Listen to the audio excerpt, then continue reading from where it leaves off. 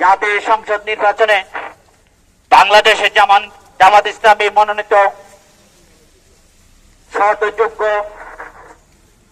গরিব দুঃখী মেহনতি মানুষের বন্ধু জনাব doctor A K M Fazlul Haque ভাইকে দাঁড়িপাল্লায় মার্কায় ভোট দিয়ে অত্র এলাকার সেবা করার সুযোগ দিন। আমার তোমার মার্কা কি?